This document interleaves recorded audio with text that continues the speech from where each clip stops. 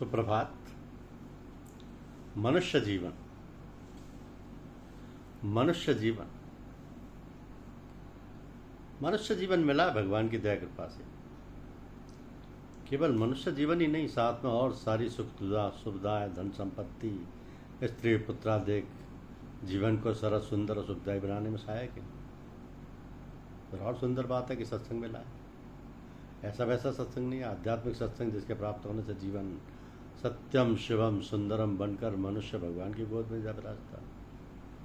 और मनुष्य जीवन का जो सच्चा ध्येय है उसे प्राप्त कर सदा सर्वदा के लिए कृतकृत्य हो जाता है।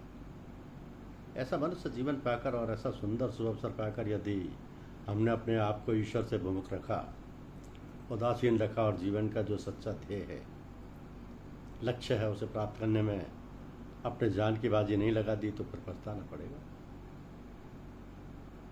ये सब काम अभी इसी समय, इसी छोटी उम्र में करने का है। ऐसा नहीं सोचना चाहिए कि अभी तो खेलने खाने के दिन, अभी हमारी उम्र क्या है, अभी तो समय बहुत है, या जब बुढ़ापा आएगा तब देखा जाएगा।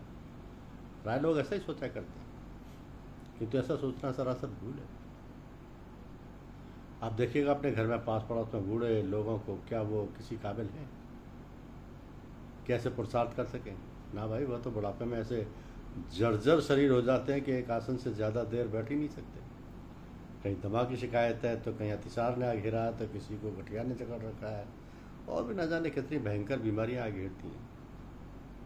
और वह मन तो इतना शैतान हो जाता है कि छोटे छोटे बच्चों की तरह उछल कूद मचाए रखता है, कितने देर भी शांत होकर बैठना दूभर कर देता है। तो सावधान होकर सारी बातों से अपने चित्त को हटाकर जरा भगवान की ओर भी थोड़ी देर लगा लिया करो, जिससे हमारा स्वभाव बन जाए भजन भाव करने का, उसकी याद करने का, उस परम पिता परमात्मा ने जिसने हमें सब कुछ दिया है। ये बात भी ना भूलें कि हमारी दुनियादारी के सारे काम उसी के हैं, हमारे जीवन की सारी सुख सुविधाएँ भी उसी की दी हुई हैं। तो थोड़ा उसमें भी ध्यान लगा लें। धन्यवाद।